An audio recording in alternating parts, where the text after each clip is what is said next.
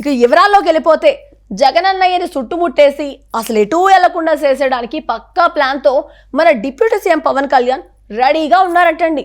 ఎప్పటి నుంచో ఫుల్గా అన్ని వైపుల నుంచి అడుగులేసేస్తున్నారంటండి.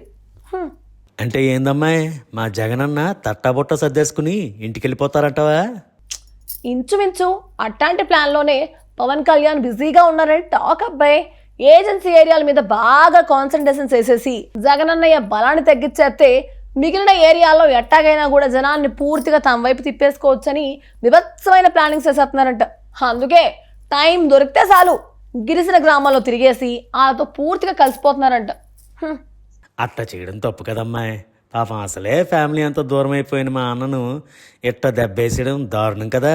ఆయన రాజకీయాల్లో అట్లాంటి రుణాలే ఉంటాయి కానీ అసలు పవన్ ప్లాన్ అంటే చూసేద్దాం పదా.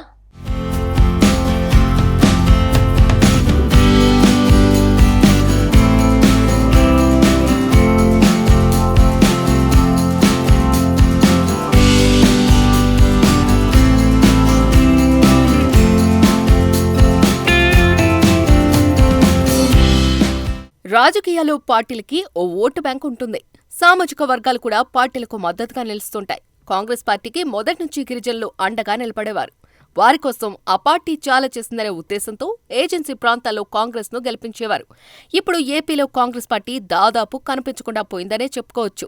రాష్ట్ర విభజన ఎఫెక్ట్కు తోడు జగన్ పార్టీ పెట్టడంతో వారంతా దాదాపు ఆయన వైపు మొగ్గు చూపుతున్నారు.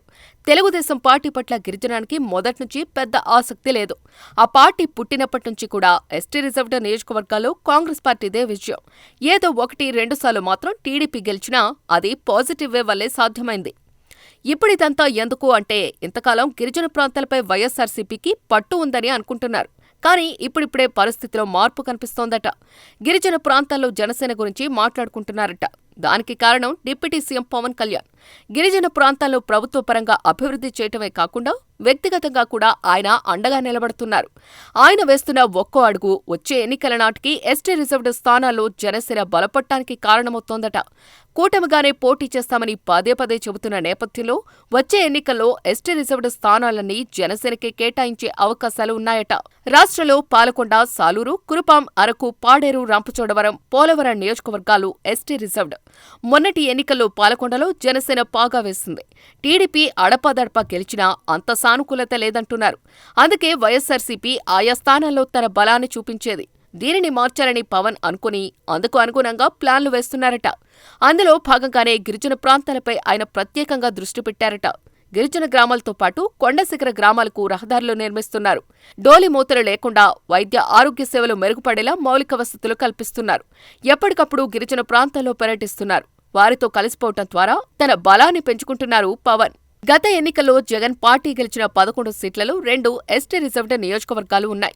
అనూహ్యంగా కురుపాంతో పాటు సాలూరు, పోలవరంలో టీడీపీ గెలిచింది. పాలకొండలో మాత్రం జనసేన విజయం సాధించింది. వచ్చే ఎన్నికల నాటికి పూర్తిగా బలం పెంచుకుని మొత్తం 7 స్థానాలను గెలుచుకునే దిశగా ఇప్పటి నుంచే పవన్ పావులు కదపటంలో బిజీగా ఉన్నారని అంటున్నారు. వచ్చే ఎన్నికల్లో జనసేనకు ఎక్కువ సీట్లు ఇవ్వాల్సిన పరిస్థితి తప్పకుండా ఉంటుంది. అందుకే ఎస్టీ రిజర్వ్డ్ నియోజకవర్గాల్లో సర్దుబాటు చేసేందుకు అవకాశం ఉందంటున్నారు.